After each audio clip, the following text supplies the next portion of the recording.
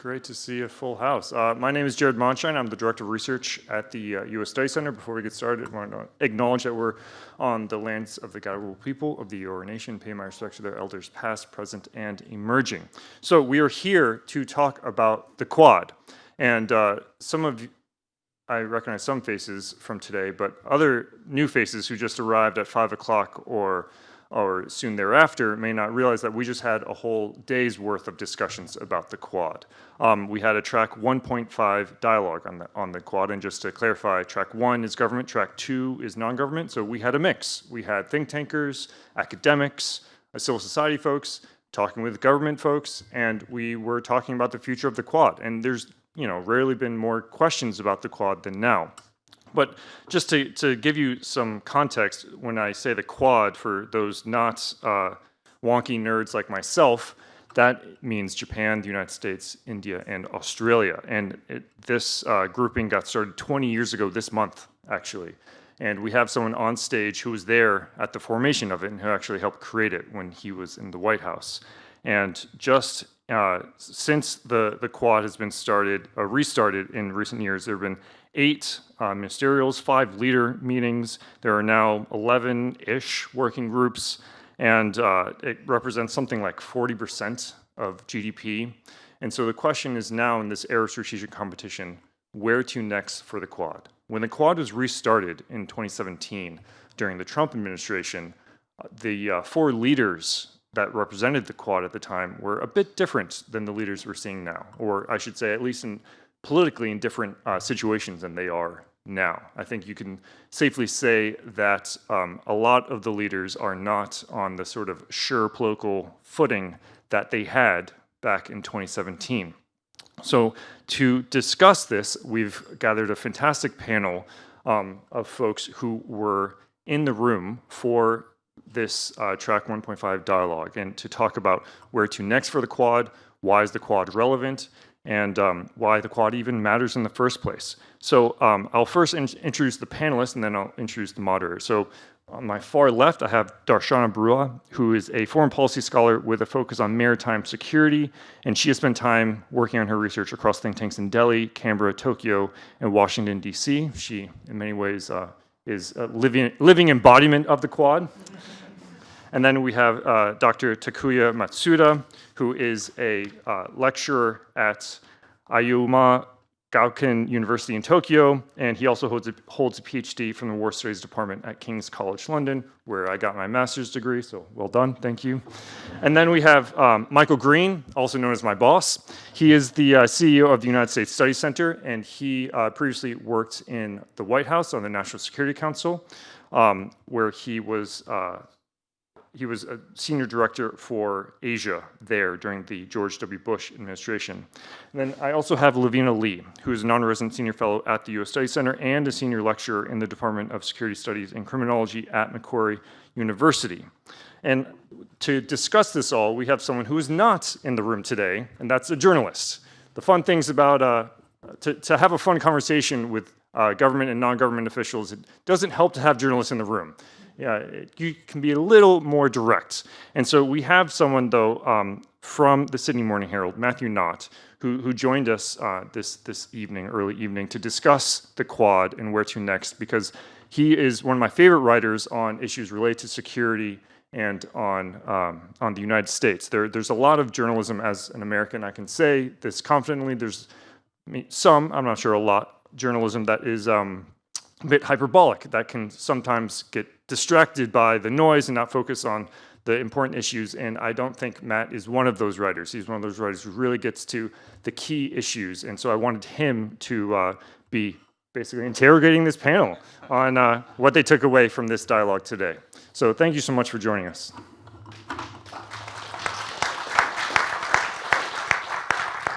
Thank you. Thanks, Jared. I hope you can hear me okay.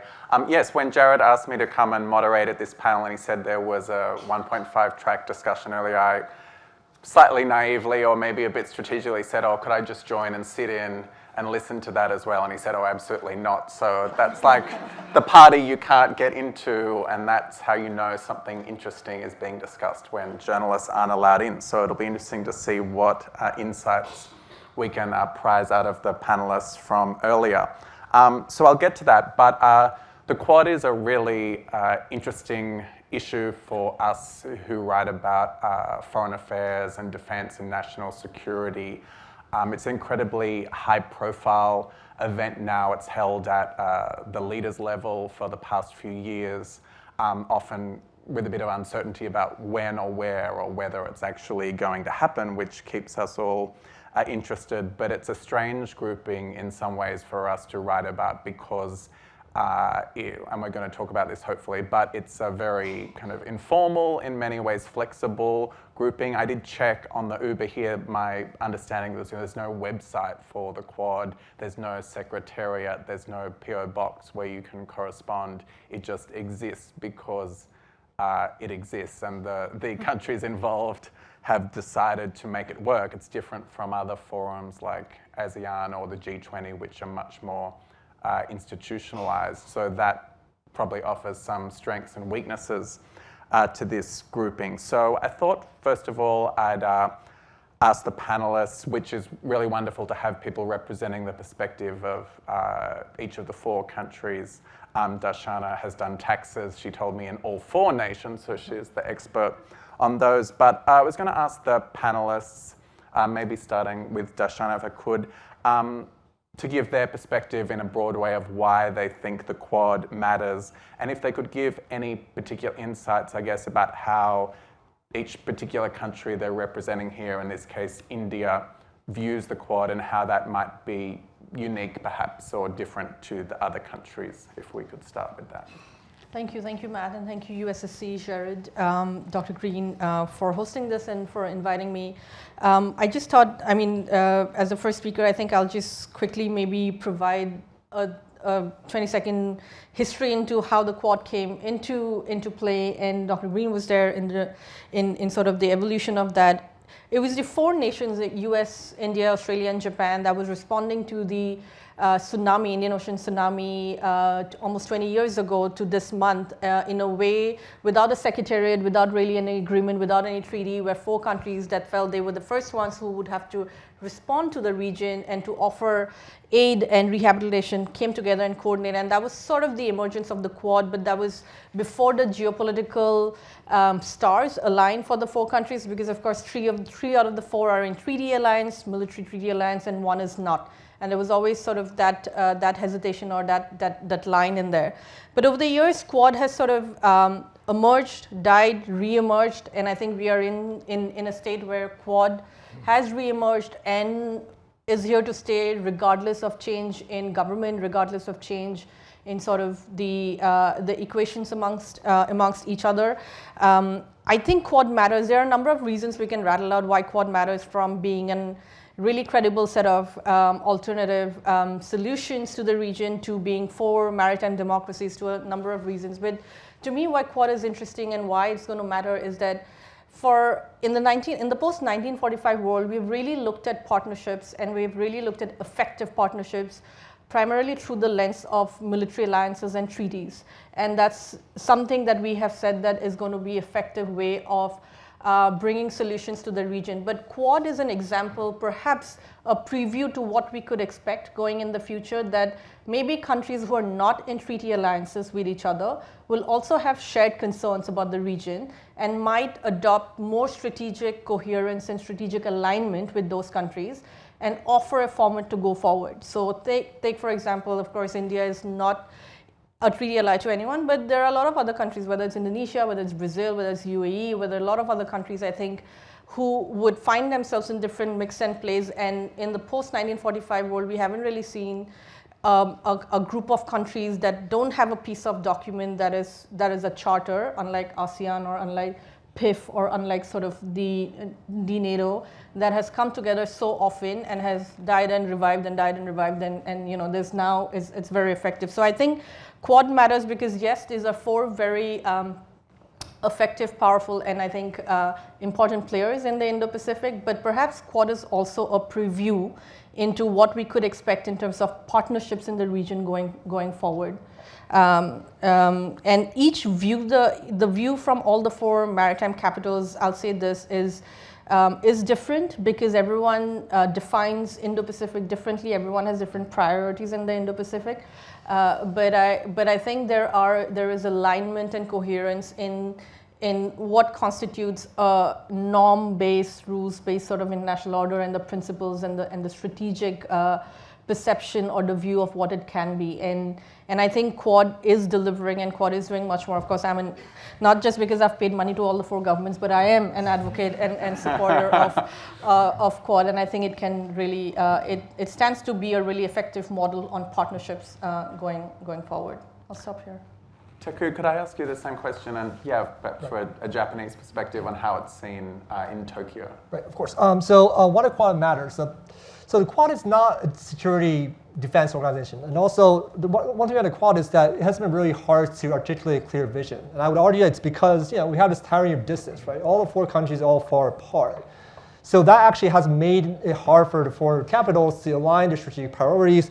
But at the same time, the Quad is important because it's actually a platform to coordinate when there's a crisis. So when you think about how the Quad came to place, actually Dr. Green actually lived through it, but it was a response to the 2004 tsunami. So when you think about collective deterrence in the region, so we don't want to see a war in the region perhaps, but when it comes to a potential conflict, let's say in Taiwan, for example, Japan's a frontline state. Japan's extremely close to Taiwan, only 70 miles off coast from the closest Japanese island.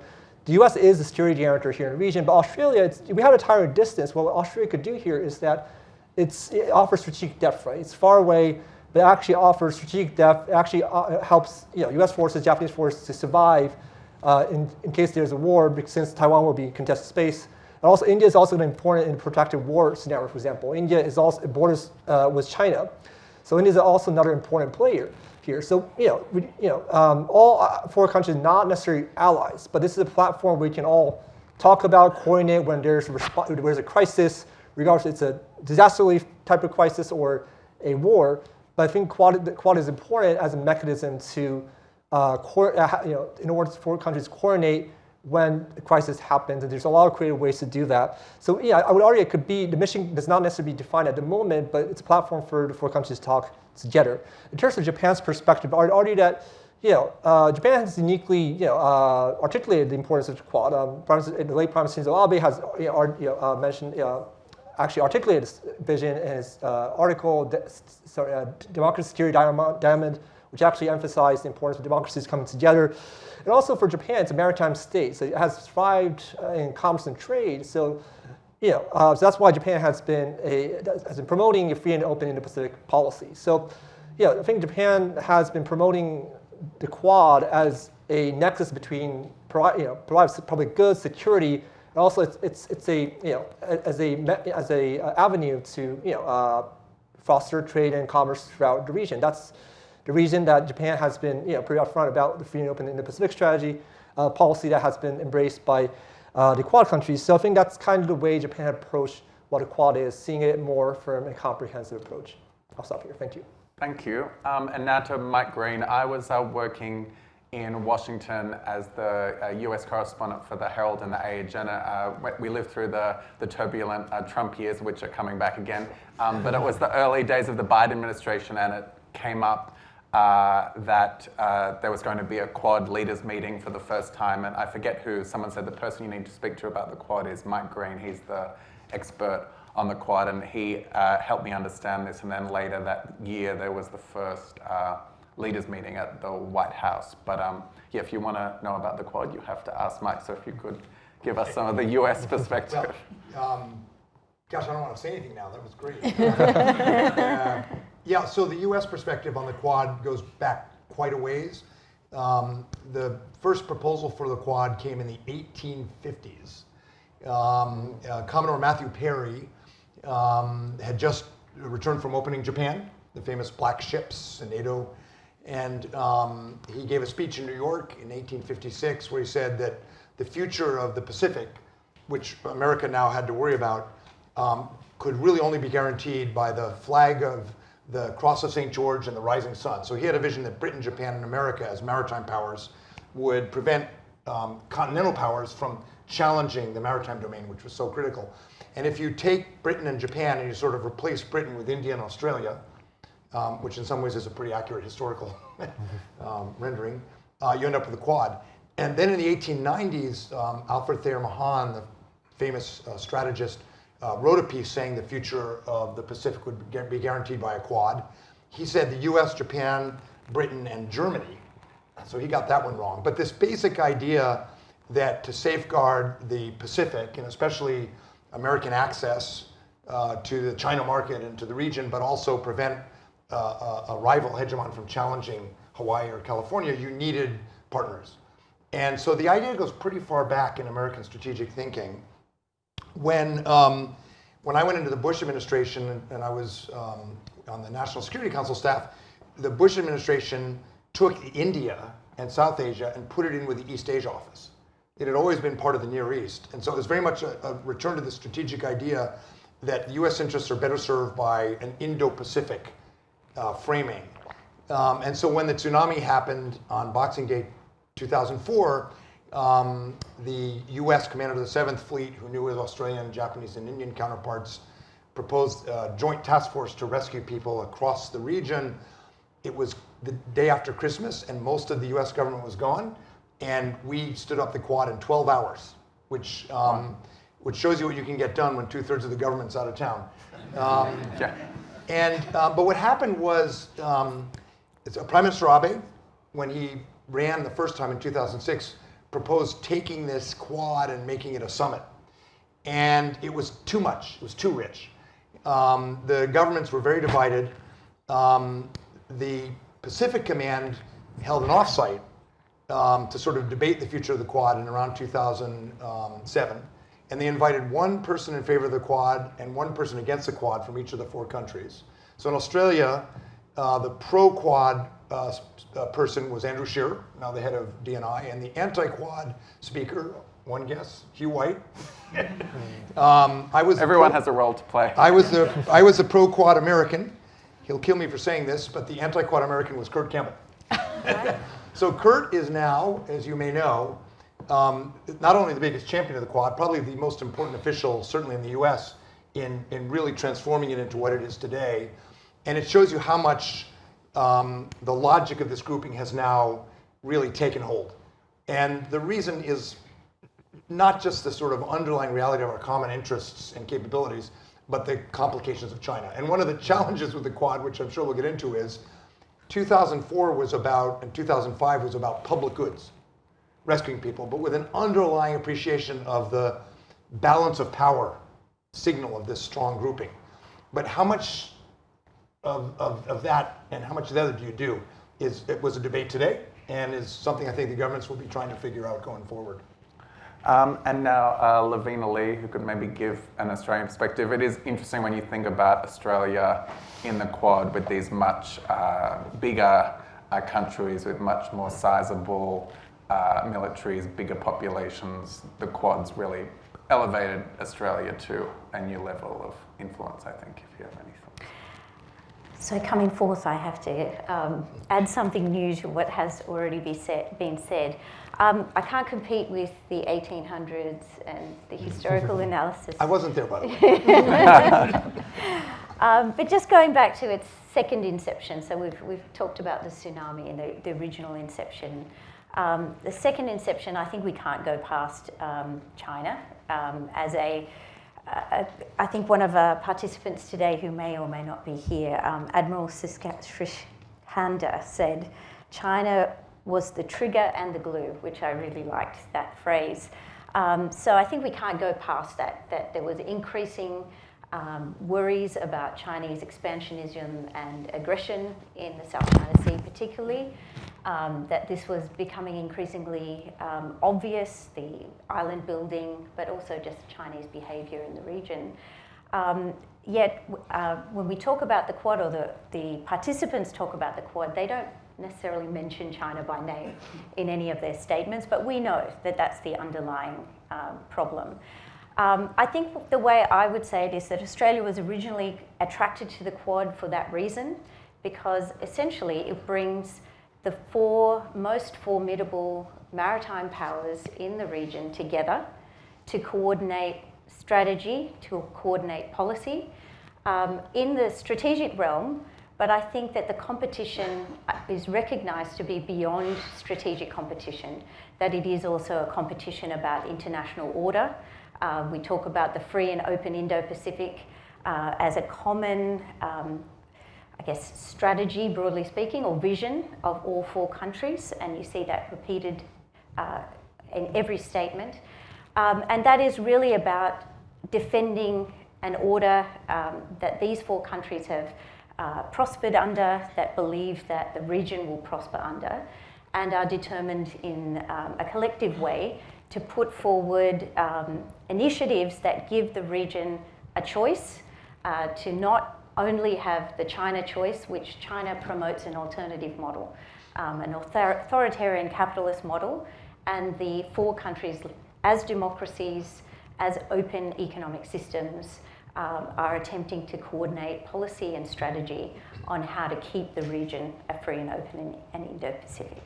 I'm glad you mentioned that, because I was going to ask a question along those lines of China, because it's one of the strange things reporting on it is that, and this is also based not just because we think it is, but on our conversations with people in government, with experts, that China is such a driving force behind the Quad, but the leaders don't tend to discuss it.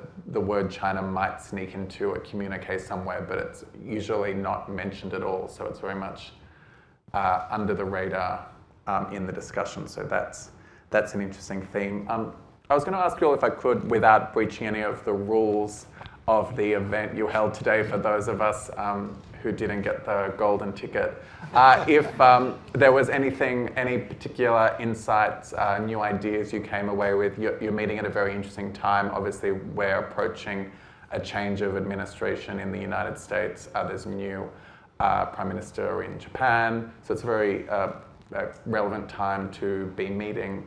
I was wondering what you picked up, if anything, that our audience might be interested in. Darshana.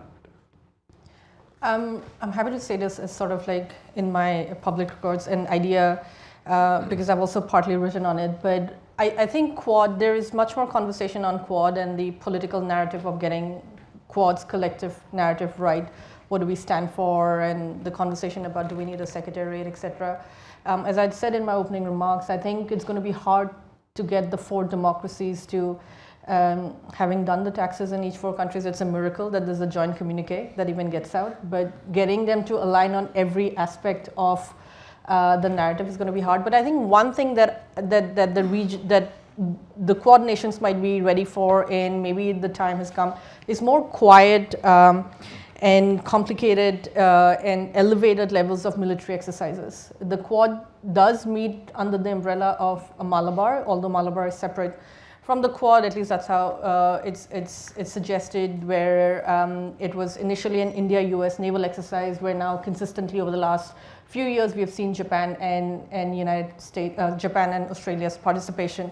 So really taking that military exercise for exercises, letting military maybe move a little ahead while recognizing there's a political will, but you might still see different communications or different narratives coming out of the 4 capitals. So there are times in that we have seen where military takes a leap or a step ahead, even while politics isn't maybe not on the same page. So I think that is one thing.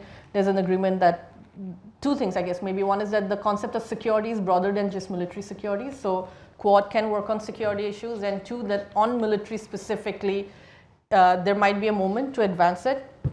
I personally would like to see more military exercises targeted or focused on surveillance and anti-submarine warfare through the choke points coming in and out of Indian Ocean and the Pacific for Chinese submarines. I particularly would like to see more collaboration using island territories of Quad nations from Okinawa, Guam, Cocos-Keeling, and Andamans, using common platforms to take that forward. These are all politically controversial or maybe sensitive or a little too provocative in that, but I think we are in a moment and we might be in the pace to be able to do that. Do you think that's the most sensitive in India? We recently saw an announcement in Darwin with joint exercises with the US, Australia, and Japan, and essentially a discussion that trilateral partnership is almost kind of quasi-alliance in and of itself. And there were some details about the Quad, but there was no Indian presence there. Like, do you think that this is a trickier ask for India to elevate the security aspect? So I don't think so, because I think, so India has logistics agreements, LEMOA, with all the Quad partners and more, which basically gives you the platform, the umbrella, the document exists for you to be able to access and do exercises out of each other's military facilities. So that exists, right? And it has happened. I mean, Indian P8s have gone to Darwin. Australian P8s have gone to Andamans. India and Japan do it. India and US do it. So there has been. So maybe we haven't seen it termed under a Quad umbrella. But if you looked at the last sort of exercises under Malabar, you would see a component specifically dedicated on ASW. That means all 4 countries are doing it. We're just not seeing it being maybe flagged or announced or framed it as per se, but doesn't mean that it isn't happening. So yes, there was a time where you could ask that, is India comfortable with it? I think I would personally say that if you looked at just the developments, it's happening. Maybe the political framing of it is a little different, because the 3 countries who are in an alliance treaty relationship has far more understanding of each other's mechanisms and methods to quickly be able to say something publicly, and whereas India is probably not on the same thing. But on the military side of it, I think we are actually seeing, I mean, we are seeing things happen that 5 years ago you could not even talk at a 1.5, to be quite frank. And you've seen that happen in a matter of a few months and few years. So we have advanced quite a bit. So I would say that the hesitation is not as much just, I think it would be a collective agreement whenever that gets termed. Takuya, did you come up with any particular insights? Right. I think one of the so we talked about how, like, what the Quad is, how we can brand it. But I think one of the main takeaways today was that one of the participants mentioned that the Quad can remain mission agnostic. So we don't really have to be specific about what the Quad does, and because like I mentioned earlier, it's about a platform for disaster relief or a strategic crisis, whether it's a war or not. So the mission could be broadly loose, but it's more of a platform for 4 countries to coordinate. But nevertheless, in order to make the Quad more, let's say, solidified in the coming years, I would argue that there are 2 ways we can do that. I think maritime security cooperation is probably the low-hanging fruit for the 4 countries, because this is something that matters for 4 major naval democracies. And also, when it comes to maritime security, it's about trade and commerce, right? Actually, trade and commerce matters a lot for India, where economic development is one of the key agendas for the policymakers here. And also for maritime security, when it comes to different domains in warfare, like maritime security is where you don't need much of an integration among different forces, right? So as opposed to among land forces like armies or marine corps, the naval forces, we don't really need much of an integration, which means it's where we can all loosely but collaborate together. So I think that's why maritime security is a way to sort of foster that and institutionalize coordination as much as we can. And also another point I'll raise here is that when you think about these 4 countries getting together and achieving something, or working toward collective deterrence, for example, division of labor matters, right? These 4 countries are far apart, so it doesn't make sense for all of us to do one thing. And also when you think about deterrence and security, like the fact that Australia is far away from, let's say, Taiwan or South China Sea, doesn't mean it means that it would be hard to for policymakers in Canberra to convince Australian taxpayers to commit ground forces, boots on the ground in Taiwan maybe, but as I mentioned earlier, Australia's geographical situation, which is far away, actually is a huge asset for the Quad nations and for regional security. So I think division of labor is something that could be a way to further facilitate coordination among the 4 nations to make Quad more relevant and more, let's say, applicable to addressing regional challenges. And Mike, and by the way, there will be some time for questions at the end if you're formulating anything in your mind, Mike, or from today. There was a lot of discussion about Donald Trump, surprise, surprise, and I think a general consensus, certainly among the Americans, that the Quad really does enjoy bipartisan support in all 4 countries. Marco Rubio, the likely Secretary of State, is a big supporter of the Quad, for example. The Quad was elevated, really reborn and elevated to a foreign ministers meeting under the Trump administration. Prime Minister Albanese went to the Quad meeting on his first day on the job, you'll recall. So it really enjoys, and it started under a coalition government, John Howard, so it really does enjoy bipartisan support in both countries. So I think that was an important takeaway. we had a lot of discussion. It was Chatham House rules, so we can't say who said what, but we can say some of the big ideas. A lot of discussion about how you frame security. I think the view of many was, the original Quad, not the 18th century, 19th century one, but the one in 2004 and 5, it was an Indian Ocean tsunami. It was obvious that only the US, Australian, Japanese, and Indian navies really had the ships and the helicopters to deliver urgent assistance in places like Banda Aceh that had no roads. So the provision of public goods, that requirement notched perfectly with the capacity and will of these 4 big maritime powers. It was an open architecture, so Korea quickly joined. Of course, Indonesia, Sri Lanka welcomed it. Eventually, China sent a mobile field hospital pretty late in the process. And so in that instance, demonstrating the capacity and willpower of these 4 maritime democracies, which did send a very strong strategic signal to the region, dovetailed perfectly with the provision of public goods. Now the question is, how do you do that? And one of the big takeaways for me was the need to prioritize public goods that have a strategic effect. And that's really about the resilience, helping with ports and infrastructure and climate resilience, and especially maritime domain awareness for small Pacific islands, Southeast Asian countries, so they know what's happening in their waters. That's security. It's human security, it's humanitarian security, it's fisheries security, but it's all about resilience in the region. I think that's a big theme. And then the last one is, a lot of debate about, China, as one person put it, China's never going to be both deterred and happy. Beijing is going to make this as hard as possible and bring narratives into Southeast Asia and the Pacific that say it's a NATO, it's containment, it's the formal imperial powers and all the rest. A lot of discussion is how much should we worry about that? And I think my takeaway was we should be careful and sensitive about it. We shouldn't let China's criticism define what these 4 countries can do. So easier said than done, but that's sort of the takeaway I had. Can I just ask you, we've seen last year Sydney was supposed to host the leaders meeting of the Quad, and just in the very few days before it was cancelled because Joe Biden couldn't travel because of the debt. Some of that sparked a lot of prognosticating perhaps some doom and gloom about the Quad.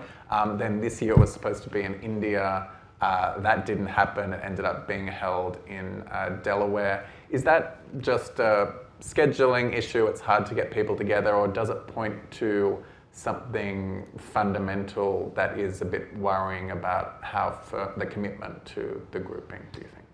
I don't think it says anything about the commitment. I think the strategic logic is growing. But it does remind us all how complicated it is to do diplomacy in a democracy. Yeah. And so, look, the only American president in the last 3 decades who made every international summit they were supposed to make was George W. Bush. I'm just saying. It's the exception, not the rule. The president gets domestic crises. Australian prime ministers have to deal with elections or bushfires. It just happens. I don't think it's an indication that the Quad has lost its relevance. Others may disagree. I think Donald Trump probably will want to do a Quad summit. His administration elevated it. He knows Modi well. He doesn't know Ishiba or Albanese as well, but he knows Modi well. When Prime Minister Modi came to Australia, he did a Good Day Modi event in the western suburbs. When he goes to the US, he does a Howdy Modi event in Texas. Mm-hmm. The Indian diaspora is incredibly important. So I think there's a lot of reasons why Donald Trump probably will want to go. Even if he doesn't, though, I think there's foreign ministers' meetings and working groups and a logic to it that'll keep it going. Lavina, what did you pick up today? Look, I think I learned something. So I learned quite a bit, especially from the earlier sessions in the day about critical and emerging technology and standard setting. I think it brings me to what I would say is that what came up, I think, quite consistently is that the Quad started off, as I said earlier, as being about geostrategic competition. Now, it also then started adding public goods, especially well, it had public goods in its original inception, but during the COVID-19 vaccine era, the Quad had a vaccine initiative. That was one of the big things associated with the Quad, was that the Quad, the democracies, could come together and provide a solution to an effective human security, but quite an existential crisis for the region. Now, what I think has emerged, some criticism of the Quad in the last year or so, maybe what you're alluding to, Matthew, is that it seems to, in the public realm, in a sense, have lost its reason for existence, or perhaps people don't understand clearly why does the Quad exist. It seems to have gone further into health, into things that most people don't quite understand. What's that got to do with geostrategic competition, etc. Now, I would say that some of this is about explanation or education. So why does the Quad do, for example, working groups on critical and emerging technology? We had a session talking about the Quad Investor Network. That's about geostrategic competition in emerging and critical technology. It's about preserving resilience in the region, providing alternatives to Southeast Asian countries and the Pacific on things like undersea cables, on things like digital technology access. So China has had great influence, inroads into all of these countries and regions using the BRI, but other vehicles. And the Quad is trying to harness and catalyse the private sector and the great strengths of the democracies and open economies in things like quantum, green technology, critical technologies, undersea cables, etc. I'd probably end by saying, though, that I think in our discussion we also thought, I think there was quite a bit of discussion about whether we needed to reinforce the original deterrence aspect of the Quad, and whether that has been put to the side purposely, maybe for some reasons, by different members of the Quad, but whether this is an opportunity that, as we keep noting, are you hearing me? It's all good? Whether essentially our security environment is continuing to deteriorate. It's an open question whether President Xi, has he moderated his thinking and policy because the Quad exists? So I'll leave that as an open question, but I could answer it too. Thanks.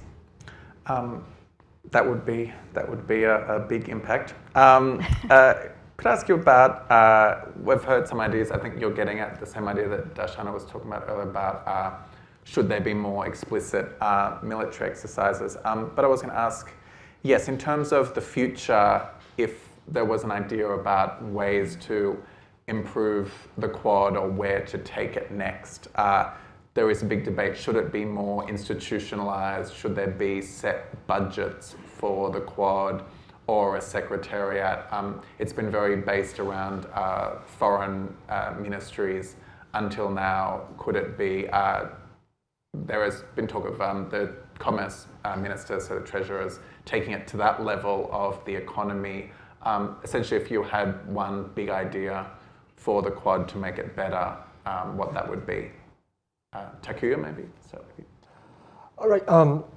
So ways to improve the Quad going forward. I think it's tricky because the Quad is, as I mentioned earlier, it's not a treaty commitment, it's not an alliance, right? So, but it's still an important platform. So when it comes to institutionalizing it, whether we need a more formal, sort of a secretariat type of thing, it's a very tough question because first of all, for example, if you actually have too much integration, the respective country will lose autonomy, right? When it comes to alliance coordination, it's a trade-off between integration and autonomy. So especially in the Quad's context, that will be a little bit tricky going forward. So that's why, I'm repeating what I said earlier, but I think division of labor, where you can have, a certain degree of autonomy, but also you're still in that big framework type of way of seeing things, like, having an autonomy, but also, knowing your role, mission in a certain framework.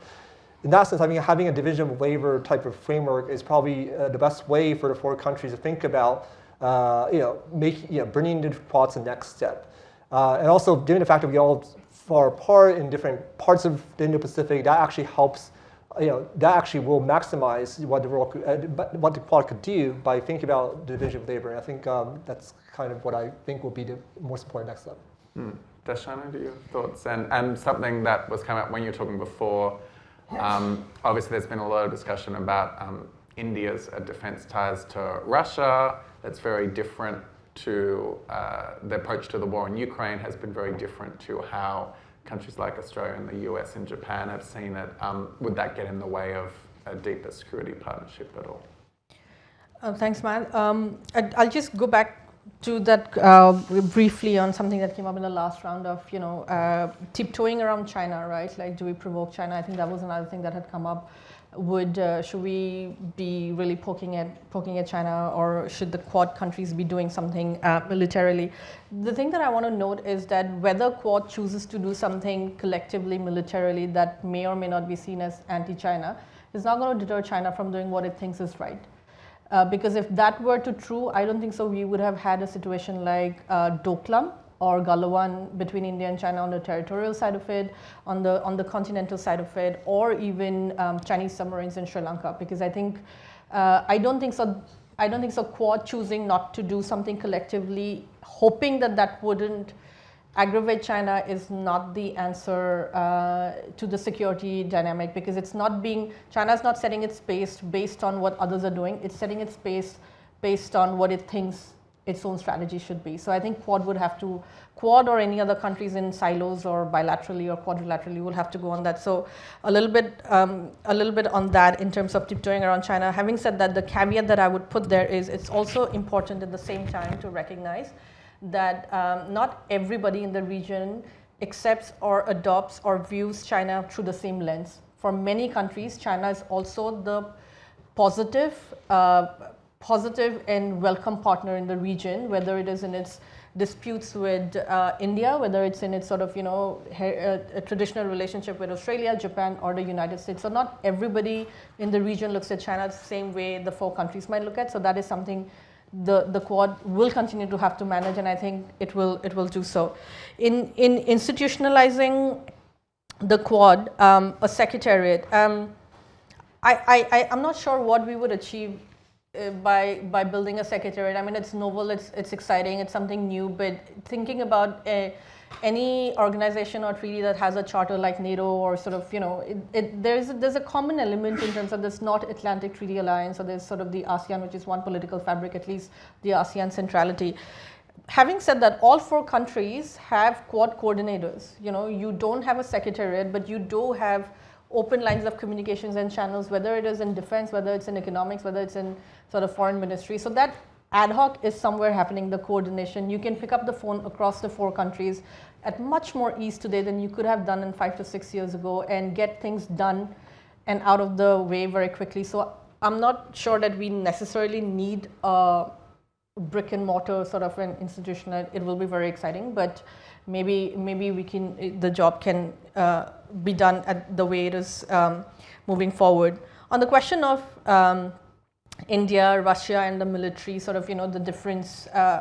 So the fact that Quad summits have happened despite India's different stances or relationship with Russia after the breakout of the Russia-Ukraine war tells you of sort of the understanding of each other's strategic interests, sensitivities, and comfort in acknowledging that every sovereign nation is going to have its own set of sovereign priorities, strategic interests, and partnership and traditional relationships that might not always align in every summit. But then the fact that four of them still value and place that level of importance, that you don't see that deterring or coming up. I'm sure it comes up in private conversation. I'm sure it's a matter of concern. But I think we have moved beyond lecturing each other publicly and really using the existing lines of channels and communication to articulate and express to each other what is a case of concern and how that can be mitigated, and while continuing. So I think it's in the foundation of the Quad is stronger today because the bilateral relation between the four is much more stronger. And I think that's what we are perhaps building on. So despite the history with Russia, and I can go on into, I mean, that can be a whole different panel, because statistics will show you that India sort of, Russia dependency on militarily is different today. But I think Quad is mature strategically, diplomatically, and politically to know that every nation is going to have its own different stances every now and then. Lavina, maybe, if the 4 leaders came to you and said, what should we do next? Okay, I think you probably know what I'd say. I think someone mentioned commerce. I'd say industry policy is becoming a big issue.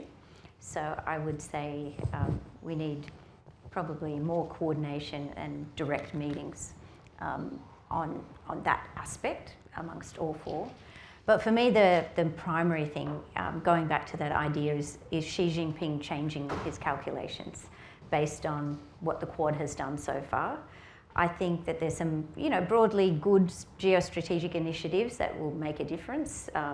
Things like the Indo-Pacific Maritime Domain Awareness Initiative, that's very useful to countries in the region. It's about using commercial satellite data to help them have a better picture of what's going on in their EEZs. But I think we need to go beyond that. I would like to see the defence ministers meeting. That would be, for me, the next important step, because I think the Quad has dissipated, in a sense, in its shaping and countering objectives. And that would send a signal, but it would also enable better coordination. And some of the things that Darshana already mentioned. So I think they need to be coordinating better on maritime domain awareness with more persistence, with more coordination. We need to see more coordination on maybe defence industry, and also anti-submarine warfare operations. At the moment we have exercises, we talk about the Malabar exercises, but there could be more persistent cooperation and coordination, not just in exercises, but across the board, sharing of undersea information, for example. So that would be my big takeaway. I think it's time, and I don't think we should necessarily hold back even further, because I think the strategic circumstances warrant a step up in that area. Next time I see Richard Miles, I'm going to ask him if he thinks that's a good idea. Sure. Mike, what about you? We have to remember the Quad is not the only multilateral in this region. The US, Japan, Korea trilateral, there was an important summit in Camp David last American summer. The Squad, which is the US, Japan, Australia, assisting Philippines with its maritime domain awareness as China presses it. I would say the most rapidly deepening and most significant of all, but it doesn't get much media, is US, Japan, Australia on every front: diplomatic, economic, technology, defense, and of course AUKUS. So the Quad is one of a range of forums, and it doesn't have to do everything. I think it needs to focus on resilience, so that which it can do better than the other groupings I mentioned. Resilience in the Pacific, Southeast Asia, and South Asia.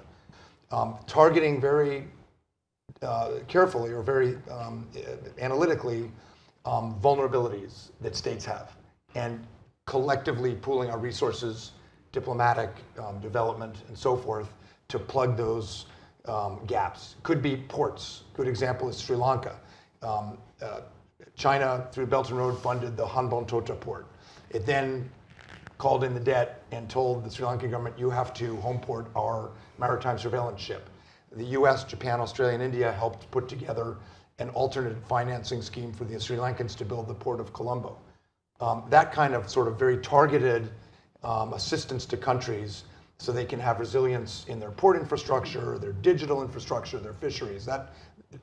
Targeting that and having a very deliberate strategy would be really, really key.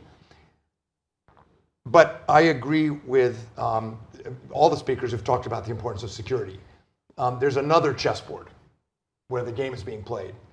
As Trotsky said, you may not be interested in war, but war is interested in you.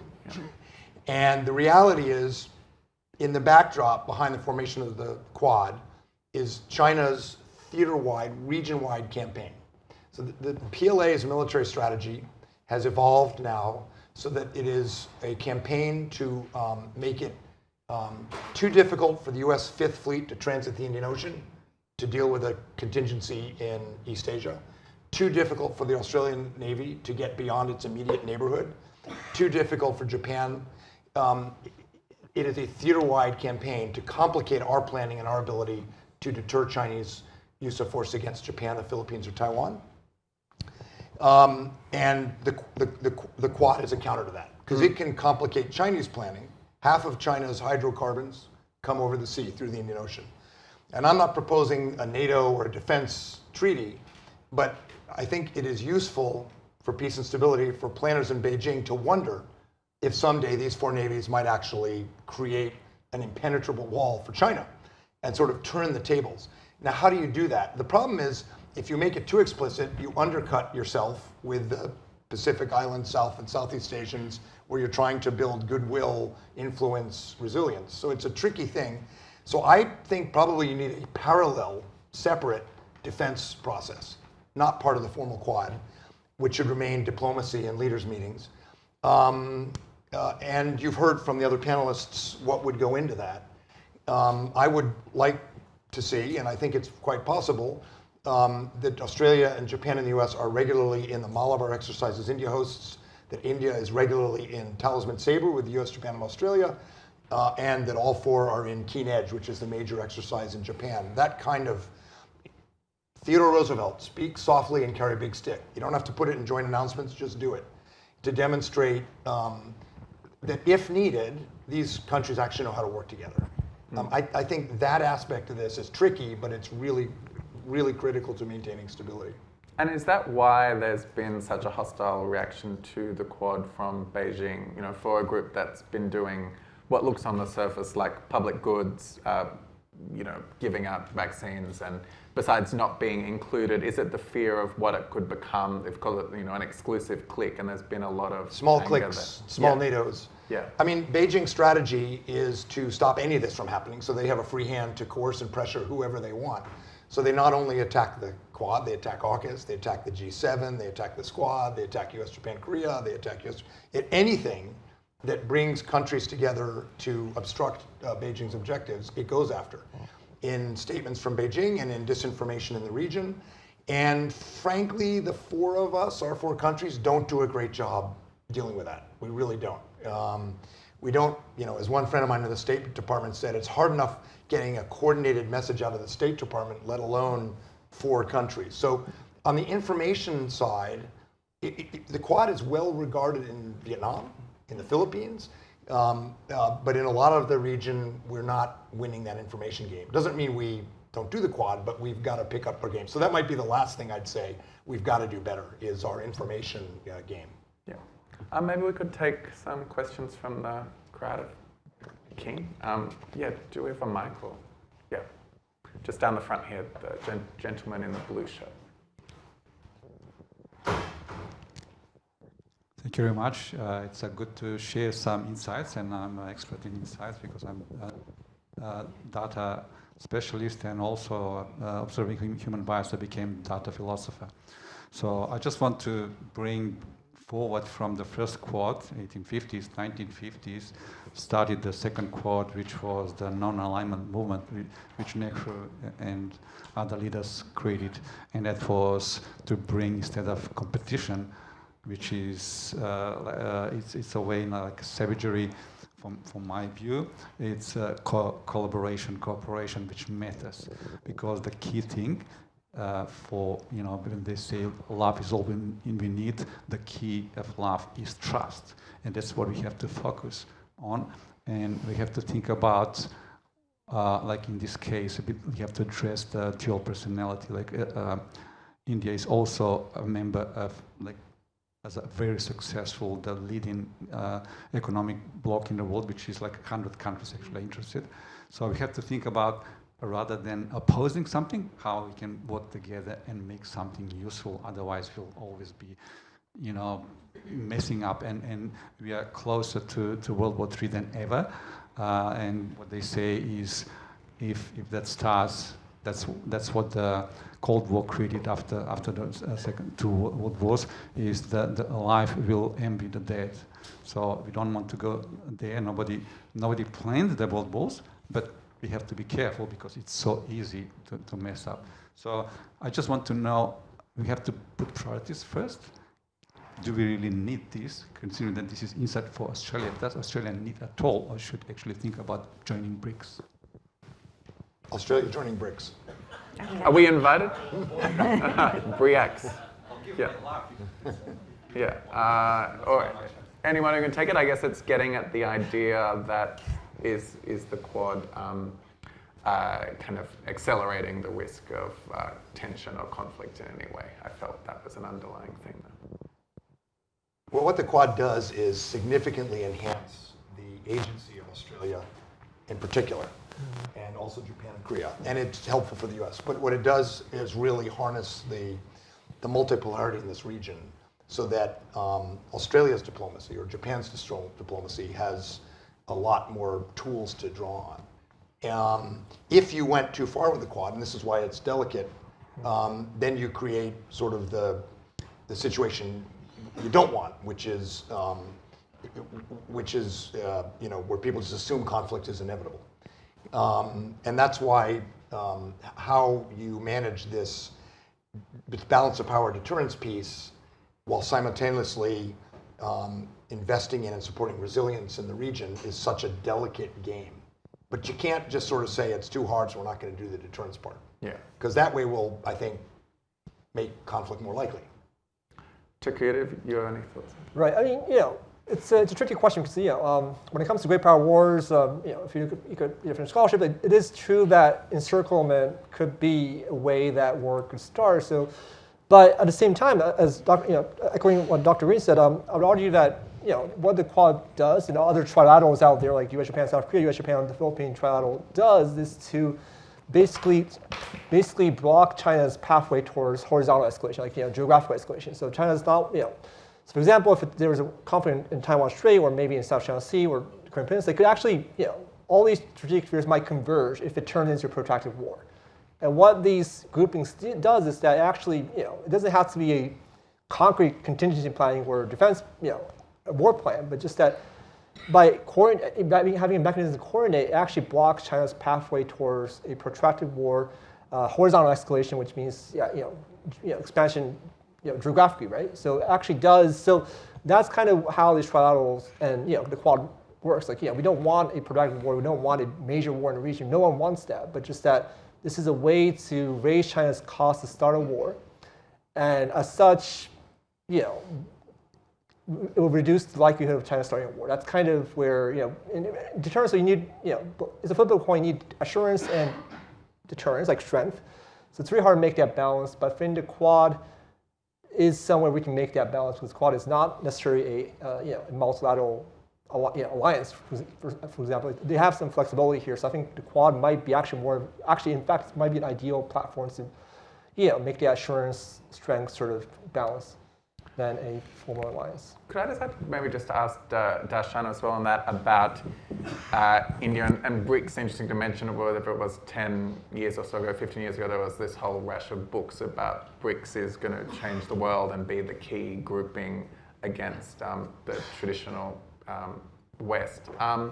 But how India would view, say, being involved in something like the Quad and also being involved with BRICS? There's been the recent agreement with China to try and calm down the situation at the border. How do you think that's playing into India's thoughts about the Quad? Like, is the concern about China still as acute, and balancing the economic ties with China to the security threat? Very, very easy questions. I think on the question, from you as well as on the China and India is that you might not have an option to not have a strategy or the Quad, because I think the security environment might be changing at a pace that a coalition or partnership through Quad might become necessary. For instance, let's not forget about a war with China or a conflict with China. Think about it from the point of view of what China wants to do in its bilateral relationship. 78% of China's energy transits the Indian Ocean region. It is going to be transiting these waters whether you are going to be present there or not. China has one overseas base in the entire world. It's in Djibouti. It's in the Indian Ocean region. It is in the next 3 to 5 years, I would place it in the next 1.5 to 3 years, you'll see Chinese aircraft carrier going into the region. Is it going to go through the Malacca Straits, or is it going to become the northern choke points of Australia?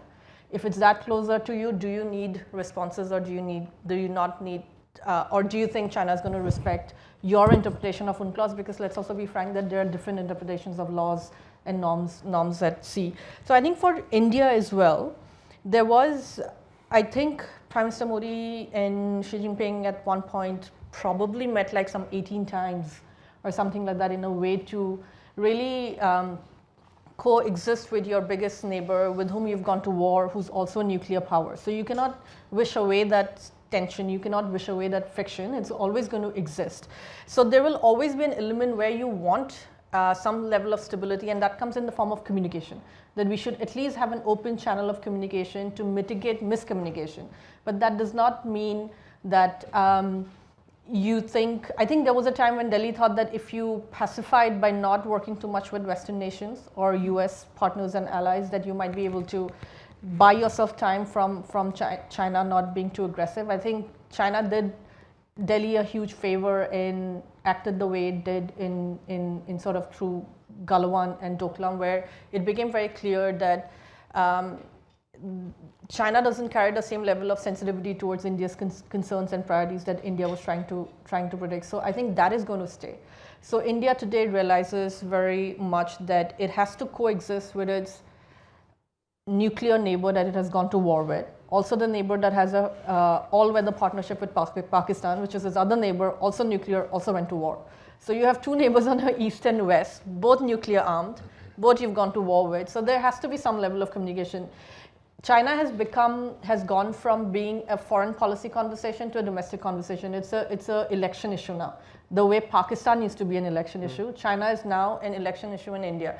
How India behaves, takes on with China will have an impact on it. So you're in that aspect of Indian conversation that I think regardless of what we see with BRICS, regardless of what the narrative on your partnership with Russia is, and I think the Indian foreign minister has gotten up on too many public forums and tried to explain it in as many words and in different contexts to say that we will have to coexist in both. And the Russia, whether it's the Russia issue, whether it's the BRICS issue, but I do think that Quad has a special role in India in the next couple of decades going forward, where you would have more strategic alignment. And quite a few years ago, actually, India made it pretty clear that it's still part of non-aligned movement. NAM, it does go. I mean, Prime Minister Modi hasn't been there, but that non-alignment does not mean non-alliance does not mean non-alignment. You can be aligned with a country and not be in a treaty alliance.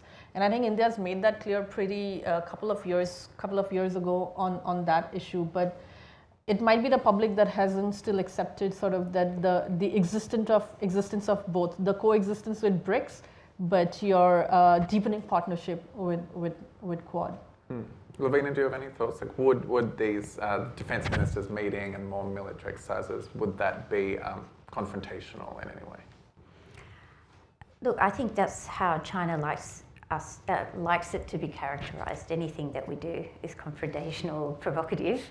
And I think at the moment, the fact that we're not doing it and we're not being provocative is probably being a little bit too conscious of what China wants and not so much about what we need. I would put it this way, is that we had a bit of discussion today about the Quad in terms of public goods. And I think we should think of security and stability in the region as a public good. So what we can do collectively to build our capabilities, okay, separately and together, but also to operationalize our ability to work together militarily, builds deterrence and contributes significantly to peace and stability, ongoing peace and stability in the region.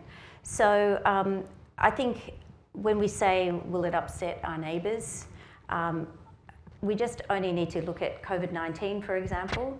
If there were a war to break out in Taiwan, it would be similar to COVID-19 in that, okay, all the developed economies, we suffered, but we certainly didn't suffer as much as the developing economies of our region.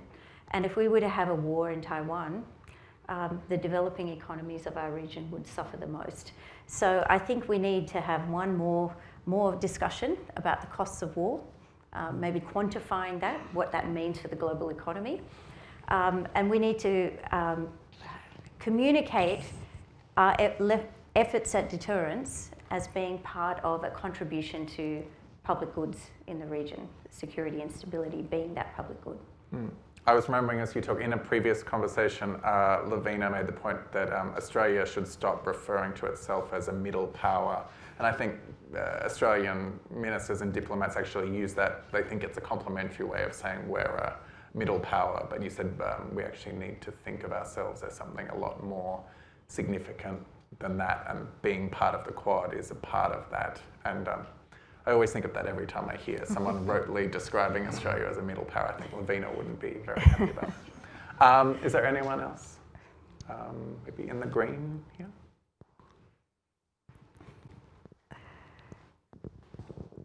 Hi, Ewan Graham from Australian Strategic Policy Institute. For full disclosure for those in the audience, I was part of the panel, so I had a golden ticket. We haven't talked much about democracy, but looking at those four flags, one of the defining things about the Quad is they're all democracies. And they are in a partnership, stated or not, where they're trying to make an offer that's in implicit competition to autocracies, the alternative. But the people they're making the offer to are a mixture of democracies and non-democracies. So that puts the Quad in a bind, surely. To what extent does that democratic status, should it be elevated within the Quad as part of its narrative or downplayed? Anyone want to jump in?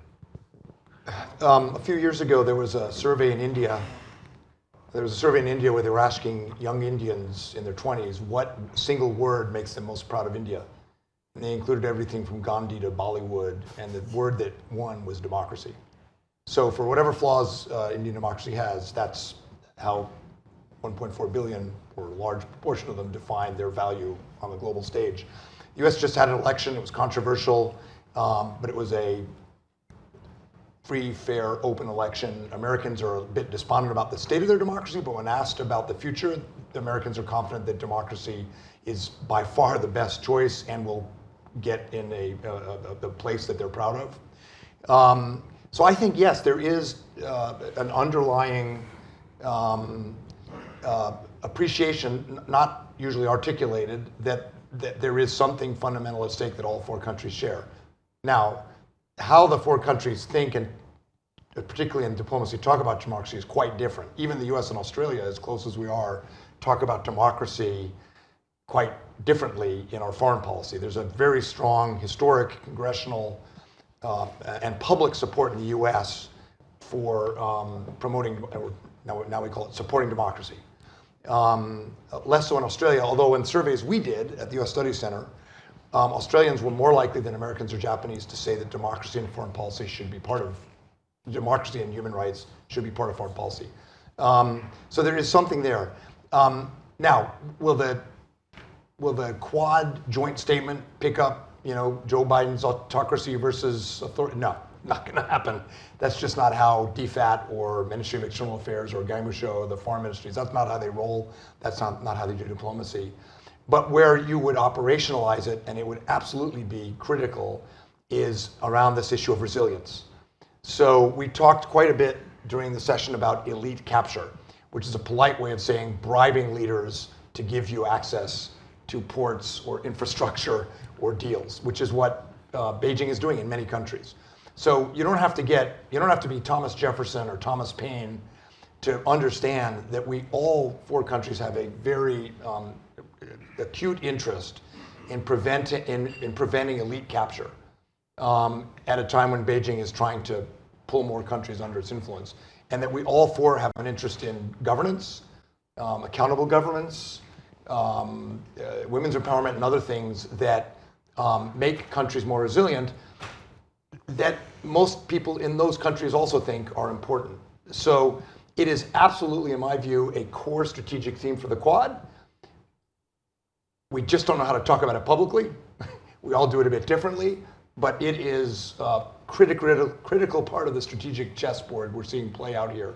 And a core part of China's strategy is to undermine confidence in democracy and exploit weak democracies to try to get access and control of critical infrastructure, submarine bases in the Pacific Islands, so on and so forth. A critical part of the chessboard. And that's very relevant to today. We saw the announcement with Nauru that Prime Minister Albanese announced, and that has an explicit clause that Australia has essentially a veto over any security arrangements with a third party clearly aimed at China. And we were told essentially that Nauru would need to ask Australia's permission to have Chinese warships visit the country. So this is a big issue we're seeing play out in real time. Anyone else on democracy? I mean, I completely agree with what Mike said. There is no debate about whether we should be talking about democracy, and I think it's describing that, right? Like, I remember I was in DC when, was it the World Democracy Forum that US hosted? The Democracy Summit for Democracy. Summit for Democracy, right? Like United States hosted, and Singapore was not invited to it, right? You're a key military ally base, you have such a strong partnership in it. So when the strategic needs call for it, whether you agree on the points and lines of how democracy is defined is not going to matter. You're still going to work on it. So I think there are many forms and shapes and many ways I think it flows, and you're getting used to that. Then not everyone's going to have the same listings of democracy, but then you might still have. But till the time you're not undermining openly democracy openly, or saying that we're going to stop hosting elections completely, or sort of, in a like Mike said, I mean, U.S. elections, Indian elections, it's still very much an active, celebrated value. And I, as an Indian, I can say that that we can debate, and we do amongst my friends, are about the future of India, role of the Modi government, culture, all of it, but we don't debate whether we are democracy or not, or whether that's good or bad. It's necessary. It is going to be there. It's part of the ethos. It's part of the constitution. But yes, there are different variations to it. So, chime in. I think the role of democracy in the Quad, it's almost a bit more implicit. I think Mike's absolutely correct. We've done a session on this already this year. Not on the Quad specifically, but democracy promotion as part of Indo-Pacific strategies. I think, as Mike said, it's not really in our foreign policy and foreign aid culture to promote overtly democracy. I'm talking about Australia. We promote good governance.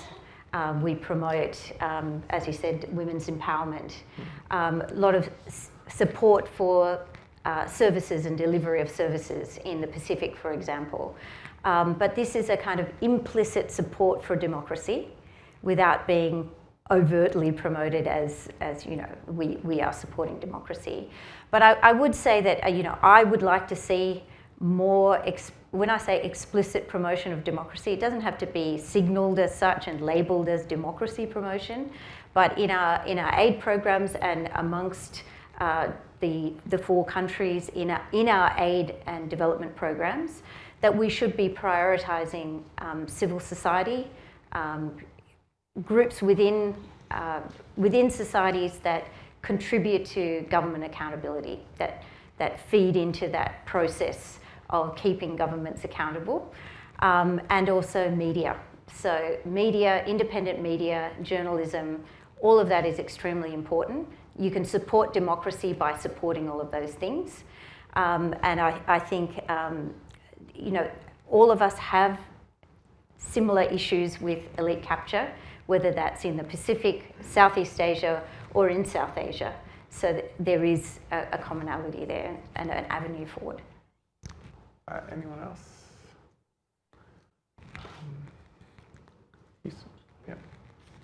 Your mic.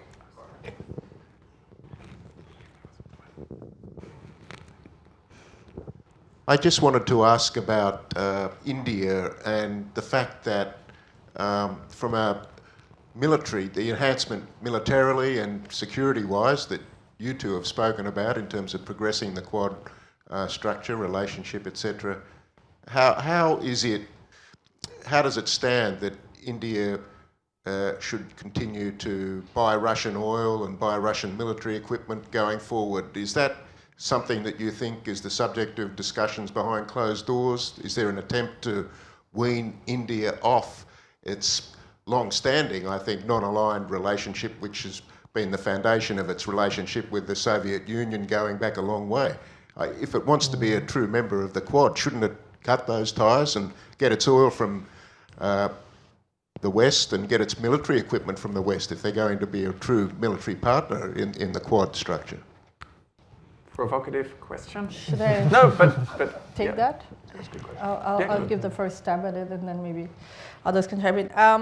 On Russian equipment, I think that is a bit of a dated conversation because India's dependency on Russian military equipment per se has reduced significantly. You're seeing much more India's military defense cooperation with other countries. I mean, for its surveillance, for instance, in maritime, it uses American, right? Like P-8s, it uses P-8s drones and works a lot with the French in terms of Rafales and others. So I think on the equipment part of it, it is the nuts and bolts of your firearms and things like that. But then the percentage of it is significantly reduced on it.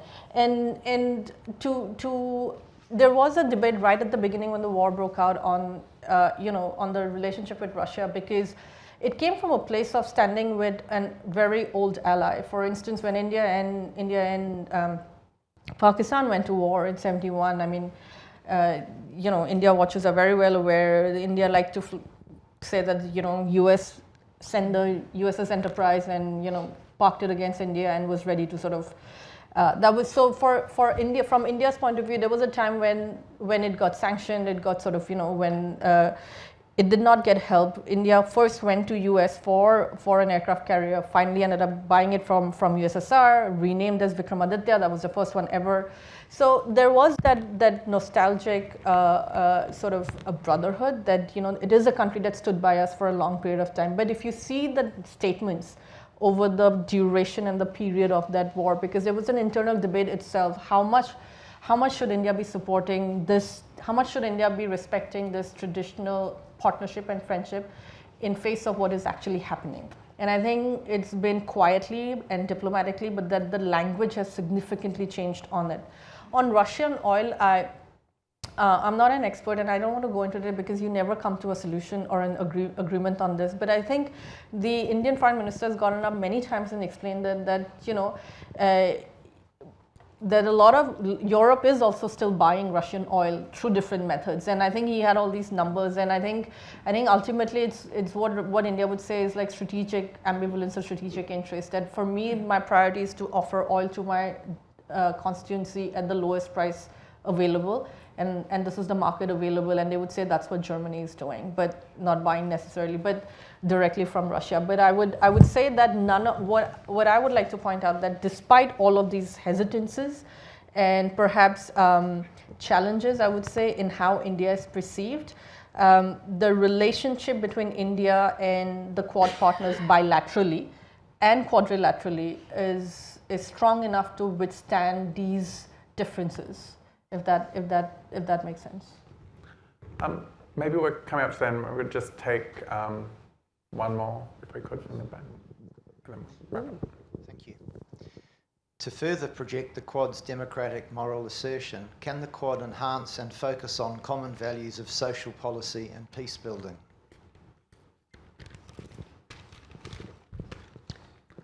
I mean, the U.S. can't even agree with itself on social values, so it'd be pretty tricky, I think, I think the domestic agenda, which is kind of what you're pointing at with the social values, would be a tough agenda for the Quad. Peace building is interesting, though. India is, of course, a major PKO country, peacekeeping country. That's not generally what the U.S. or Australia do. The U.S. and Australia focus a lot more on operations and deterrence in the alliance, and the same would be true for Japan. So maybe not peace building in a UN context necessarily, but capacity building, yes. Just quickly on the previous question, yeah, I think it's interesting. I mean, there are so many reasons why the Congress in the U.S. or the Biden administration would say kick India out of the Quad. It wasn't even a speed bump. It wasn't even a speed bump. India is that important. Why? Not because the goal is to make India look more like Australia or America or Japan, but because India having capacity, India being a net exporter of security, India being a source of stability in South Asia and the Indian Ocean, that's the prize. That's the big prize, frankly. That's why the Quad is so, one of the reasons why the Quad is so important. It is different from the US, Japan, Australia, or US, Japan, Korea, or AUKUS. But what makes India frustrating is precisely why India is so valuable. Leader in the global south, largest population on earth, and if India can be a net exporter of stability and security, that's a huge, huge win. So a lot of the Quad agenda really, the Quad Investors Network, the technology stuff, the US, Japan, and Australia don't need that with each other, frankly. In my view, a lot of that is about capacity in India. And in some ways that is more important than the democracy or the other things we've talked about, although those certainly are at play as well.